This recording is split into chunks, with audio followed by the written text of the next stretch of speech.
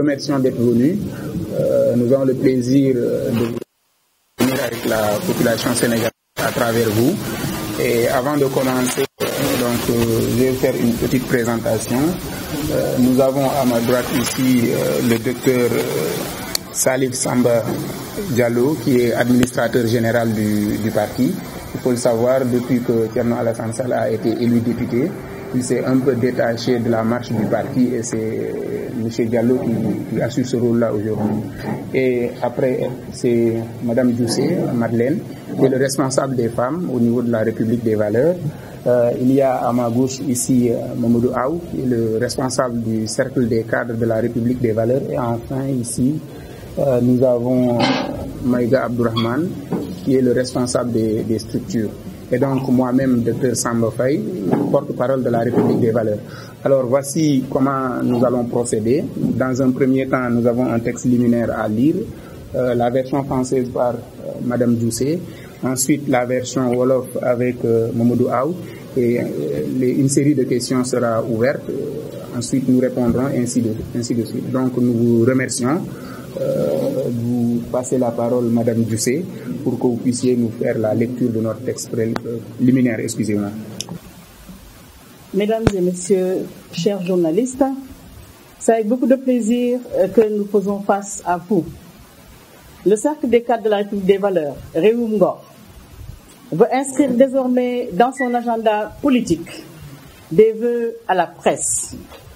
À ce titre, nous vous présentons nos vœux les plus chaleureux, ainsi qu'à la nation sénégalaise pour l'année 2023. La République des valeurs, Réewum Ngor, marque son soutien aux journalistes dans leur combat pour la liberté de la presse. De même, nous soutenons les groupes de presse en difficulté, tels que des médias, et demandons à l'État une meilleure assistance à ce secteur, qui est un maillon essentiel de la démocratie.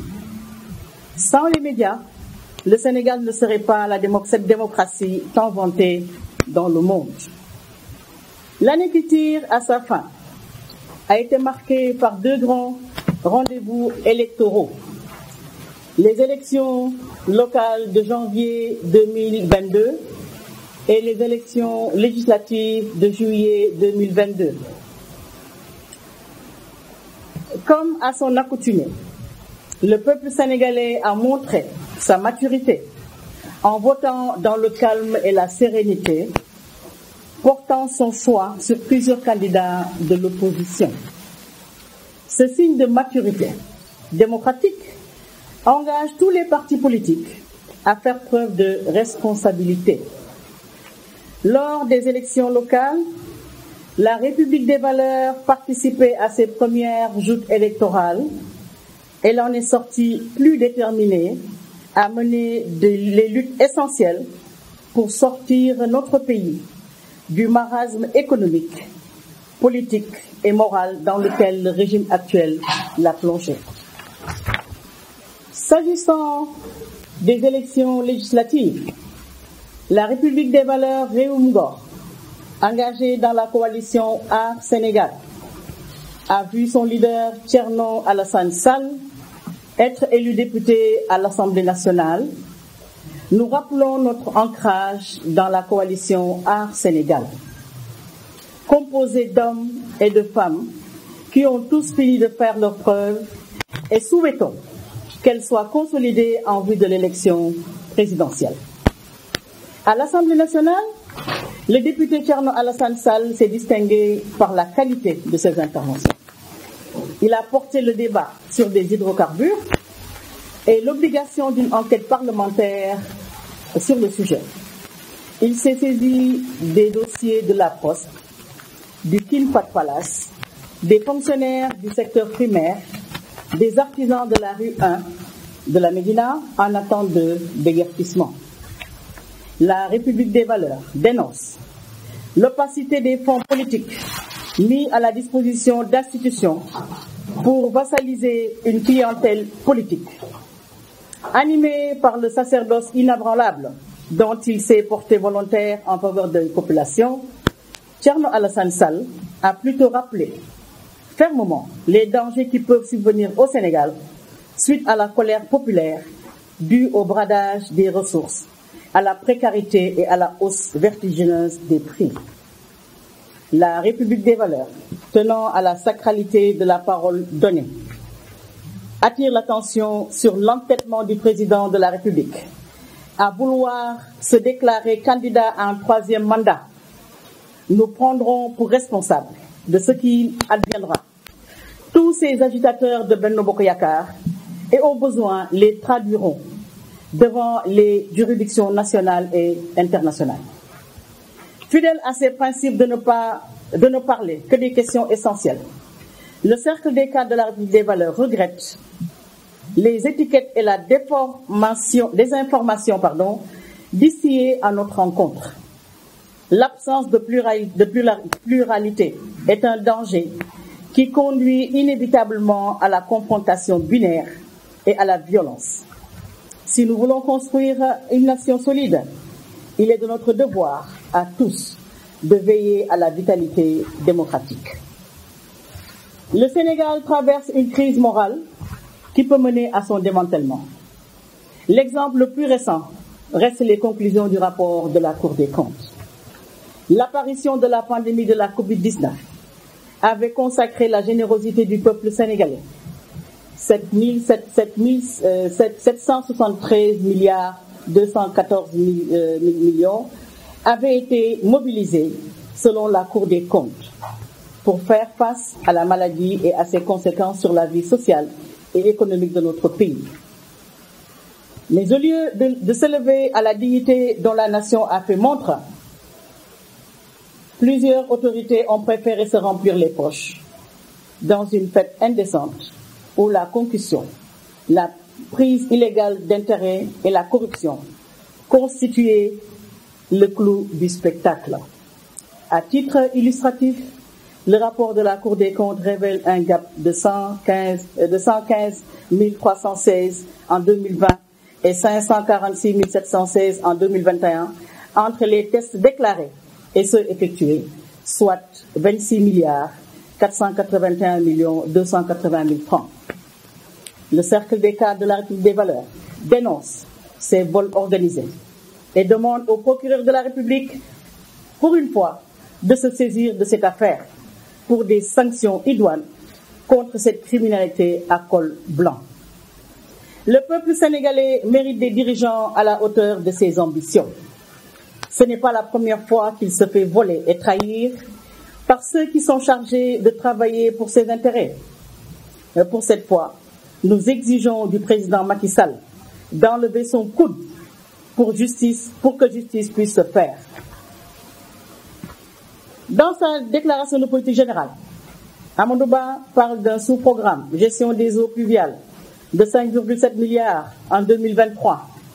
Le CECAR, c'est-à-dire le cercle des cadres de la République des valeurs, exige d'abord la lumière sur les 767 milliards du plan décennal 2012-2021. La République des valeurs propose que les millions de litres d'eau drainés soient utilisés dans un programme d'agriculture de contre-saison et non jetés à la mer. Dans un autre registre, le Premier ministre parle d'un programme zéro bidonville. Rappelons que d'après la Banque mondiale, le Sénégal est déficitaire de 370 000 logements, dont 160 000 à Dakar, alors que l'État parle de 100 000 logements depuis 2017. À ce titre, le quotidien Libération du mercredi 27 juillet 2022 révèle une escroquerie de 9 hectares à Rufisque avec une falsification de signature et cachet de notaire. La République des valeurs exige du gouvernement une gestion transparente de ce dossier. À propos de politique climatique, le gouvernement de Amadou Ba parle d'un renforcement de la protection de nos écosystèmes environnementaux. Au-delà de cette cosmétique politique, la République des valeurs demande une prise en charge réelle de l'avancée de la mer dans la zone comme Guet Ndar, Rufisque, Guédiawaye et la pointe de Sangomar, avec un récent éboulement menaçant le village de Djifer. S'agissant de sécurité alimentaire, le Premier ministre parle d'un début d'exécution en 2023 et de la stratégie nationale de souveraineté alimentaire, la République des valeurs demande ce qui est advenu des 551 milliards 449 836 262 francs du plan stratégique sectoriel à moyen terme 2014-2016 dont faisait état la direction de l'analyse et de la prévision et des statistiques agricoles dans son rapport de juin 2015. Nous constatons que des milliards ont été engloutis pour des programmes sans succès, avec un niveau d'endettement de plus de 11 000 milliards. Au lieu d'un gouvernement de combat et de gladiateurs, le Sénégal a plus besoin d'un gouvernement d'intelligence et d'efficience. Pour terminer, chers journalistes, nous rappelons ces mots de Sidi Lamine Niasse dans son livre « Un arabisant entre presse et pouvoir ». Vérifier tout avec soin et permettre à chacun de s'exprimer pour donner une vision complète des faits constitue la base de notre travail. Je vous remercie. Vous voulez savoir si nous sommes toujours dans Art Sénégal, n'est-ce pas? Je pense que la RV a été créée comme parti, et donc une partie est créée pour aller aux élections. Donc forcément, demander est-ce que justement Art Sénégal aura un candidat pour 2024, je pense que c'est de la palissade. D'accord? Art Sénégal aura un candidat et nous confirmons notre ancrage dans Art Sénégal. Donc je pense que ça va être clair pour tout le monde. La République des valeurs est dans Art Sénégal et Art Sénégal aura un candidat pour 2024. Alors, par rapport maintenant aux membres de Art Sénégal, est-ce qu'ils sont d'accord, ils ne sont pas d'accord? Art Sénégal, c'est qu'est-ce qu'on entend par Art Sénégal? Art Sénégal, c'est alternative pour une assemblée de rupture. On a mis Art Sénégal en place pour aller aux élections législatives. D'accord? Même si on va aller aux élections présidentielles, peut-être que la dénomination pourra changer. D'accord? Ça ne sera plus pour assemblée de rupture. C'est à nous de voir comment trouver, n'est-ce pas, une bonne dénomination. Mais ce qui reste constant, c'est que la République des valeurs, avec les membres de Art Sénégal, constituent jusqu'à présent Art Sénégal. Même si, vous voulez peut-être le sous-entendre, il y a eu peut-être un de nos membres qui a quitté Art Sénégal, mais ça n'empêche pas que Art Sénégal continue. On est dans Art Sénégal et Art Sénégal ira aux élections présidentielles, Inch'Allah. Alors, pour la marche du vendredi, je pense que c'est assez clair. Mamadou Aoula dit, on va participer à cette marche-là. D'accord? Parce que nous, on est pour des principes. Tant que c'est c'est des intérêts du peuple qui sont en jeu, la République des valeurs sera là pour participer justement à cette marche-là. Donc, puisque de toute manière, on va marcher pour dire au président de la République qu'on n'est pas d'accord contre ce qui se passe, n'est-ce pas, au niveau de la Cour des comptes, n'est-ce pas, pour les résultats, il faudrait justement qu'on soit présent à côté de l'opposition. Et comme on l'a dit, on peut avoir plusieurs oppositions. Pourquoi voulez-vous créer cette dualité-là entre Macky Sall et donc c'est de ça qu'il s'agit.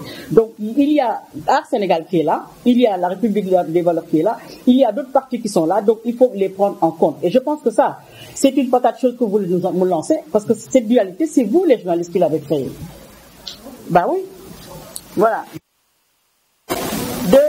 Non, il faut tenir compte des autres partis. Et on ne se laissera pas faire.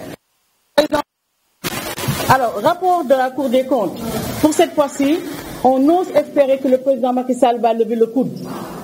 D'accord? Pendant longtemps, on a assisté quand même à des choses pareilles et qui n'aboutissent à absolument rien. Mais on ne se laissera pas faire. Il y a des manifestations qui sont en vue. La population dit non, justement, à ce qui se passe, parce que c'est aberrant. Comme Aoula dit, pendant que les gens sont cloîtrés chez eux, pendant qu'à 19h ou 20h, on demande à tout le monde de rentrer, la vendeuse de tchaf ou de la vendeuse de tchéré, elle n'a plus de quoi nourrir sa famille parce qu'elle ne peut plus vendre le soir. Et pendant ce temps, pendant que les gens sont en train de se sacrifier, on nous dit que pendant ce temps-là, il y a eu des milliards qui ont été engloutis par des Sénégalais. Ils sont des criminels. Et nous, on ne se laissera pas faire. Tant qu'on pourra crier haut et fort, on le fera. Vous savez, on dit au Sénégal que généralement quand c'est dur, parce que dire qu'il y a des problèmes au Sénégal, je pense que ça, c'est pas la peine. Mais ce qui est constant, c'est que généralement, quand il y a des problèmes, on tire le diable par la queue, c'est ça? Mais présentement, au Sénégal, on ne voit même pas le diable pour lui tirer la queue. Alors, donc, pour justement ce cantonnement de l'espace politique, j'en avais parlé tout à l'heure, on ne répond à personne, on fait notre travail, d'accord, on est en politique, on est sur un terrain politique, chacun a ses armes et chacun va utiliser ses armes. On ne parle à personne, on ne répond à personne, sauf que nous, on a une dynamique, n'est-ce pas, qu'on a mis en place et on est en train de suivre cette dynamique-là. Qu'on nous ait taxé d'être justement l'opposition de l'opposition, c'est ça, non?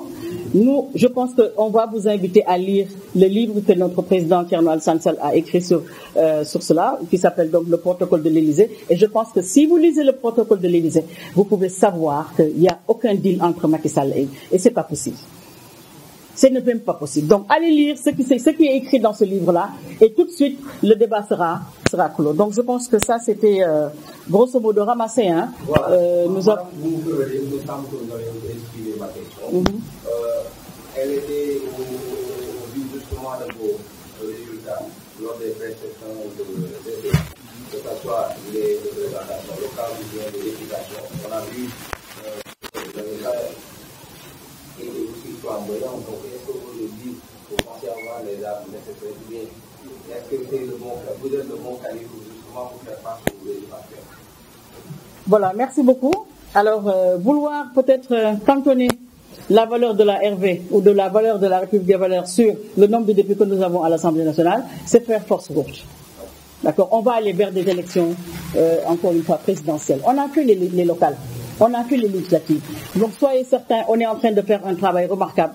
On ne peut peut-être pas dévoiler notre stratégie ici, mais ce qui est certain, c'est que vous allez retrouver bientôt quand même un parti qui a assez d'armes, beaucoup d'armes d'ailleurs, pour rivaliser avec qui que ce soit.